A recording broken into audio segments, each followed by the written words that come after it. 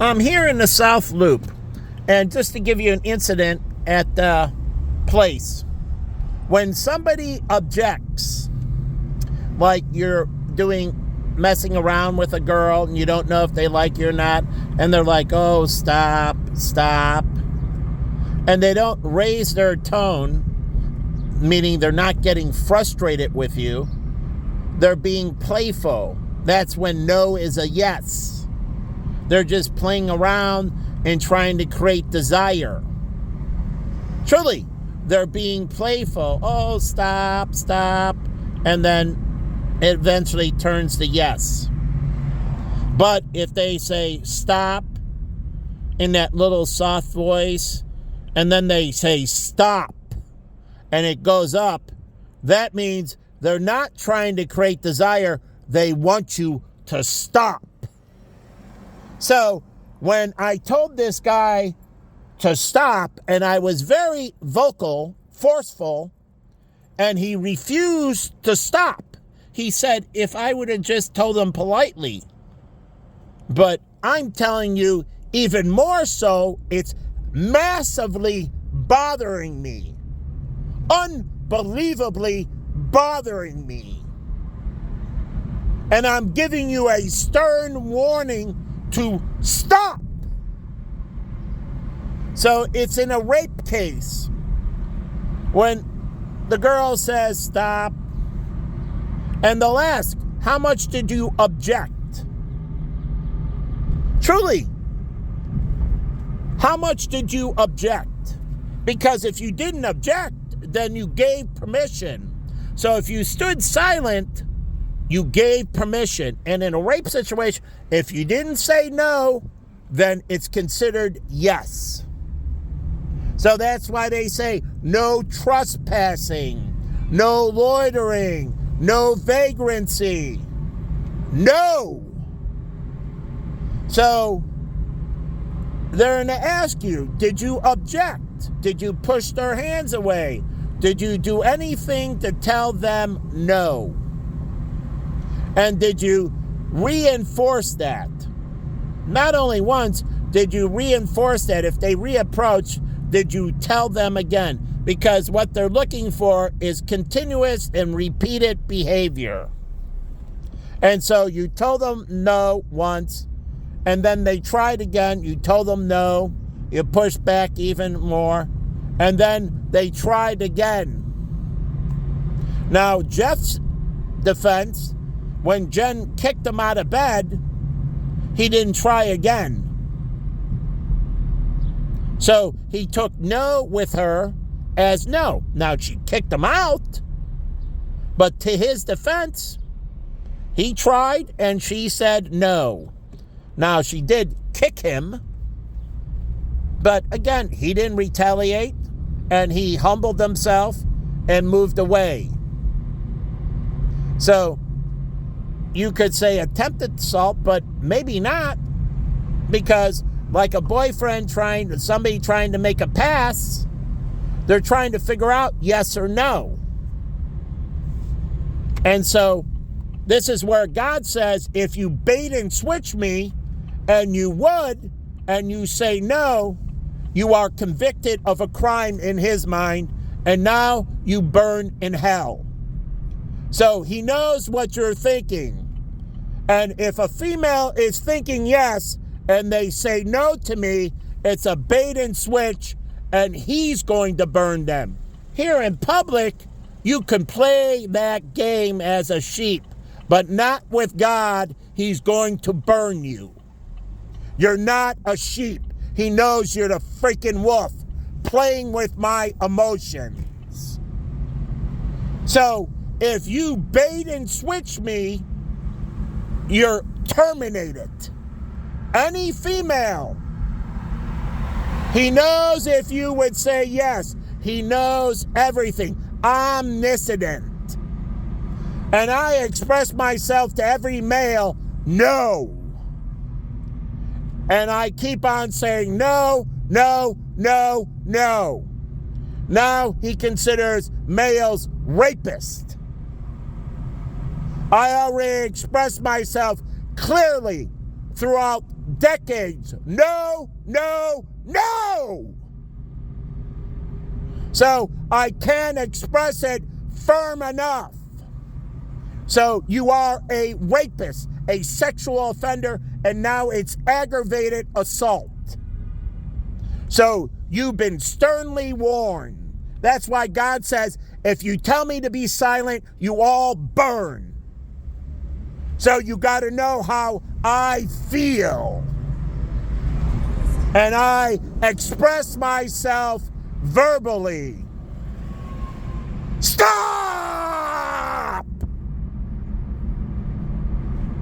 Is that clear enough? So, on the other side, if they bait me, I get to say no back. And I am clear. Ask any girl. I am transparent. Yes or no.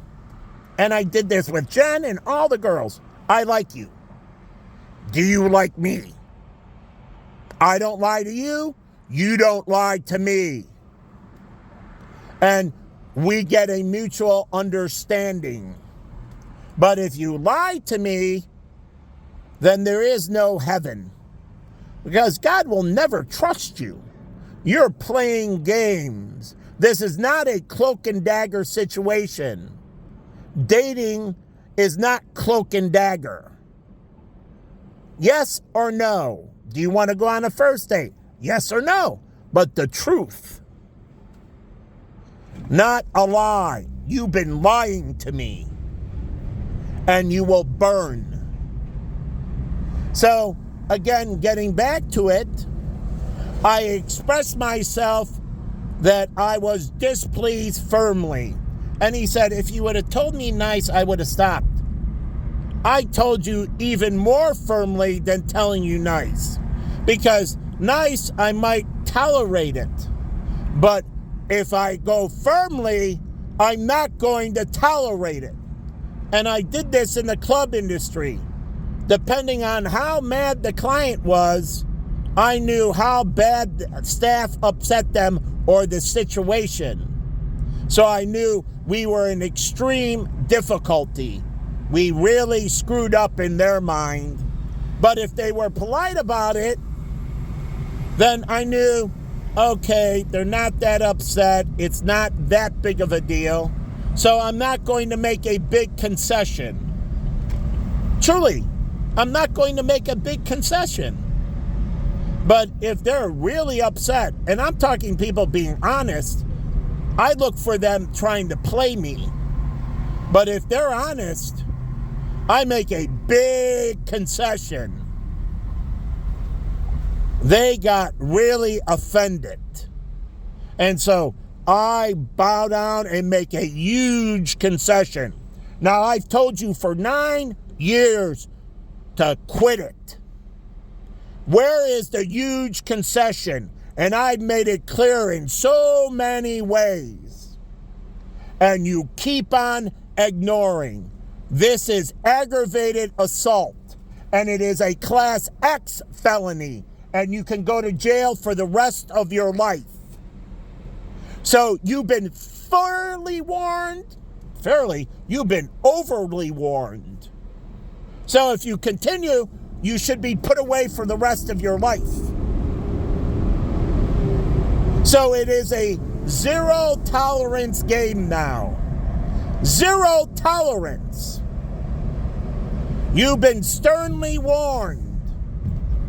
Now, carry out the executions, meaning the removals, the terminations, getting rid of the pieces of filth. So, as I did, I gauged on how upset the client was. And remember the black guy, Walter, who I did everything right for? And John Hancock took my files, and everybody went over my files, and I had Larry and JJ's testimony, and many others, and John Hancock went through them and said the black guy set you up. They ruled that the black guy entrapped me. And what did they say? That I cannot contact the black guy again. he entrapped you. Our internal compliance at Hancock said the customer tried to entrap you and you cannot interact with the customer again. So somebody else will handle his file, but you cannot. And they told them, we're not undoing the policy. Everything was perfect. You saved a fortune. It was the right financial move. All the boxes were checked. And you signed off on it. It was presented clearly. No misunderstandings. And so you're stuck with the policy.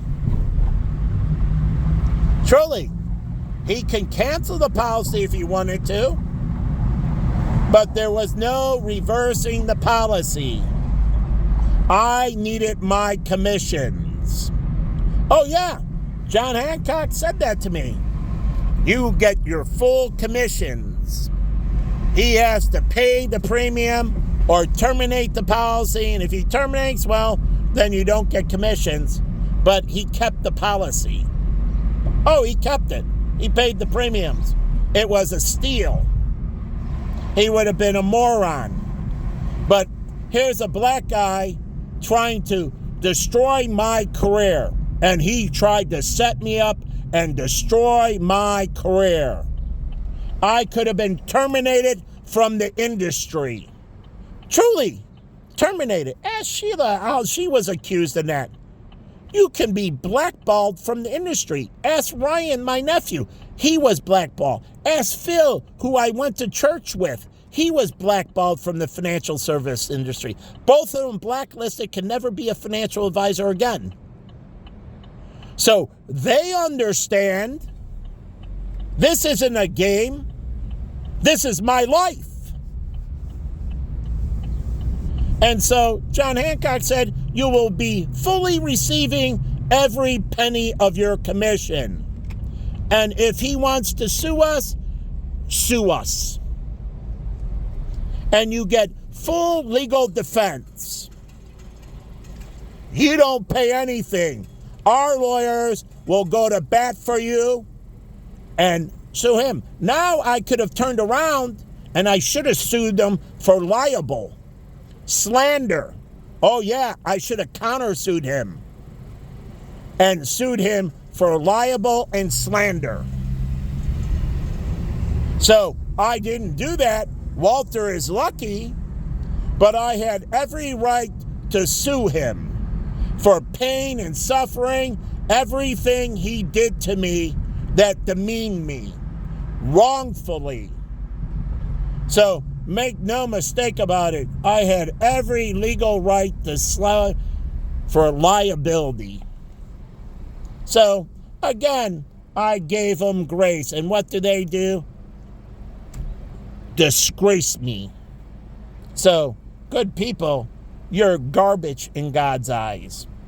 And oh yeah, car phones and talking to the phone, it's just common these days, as everybody knows.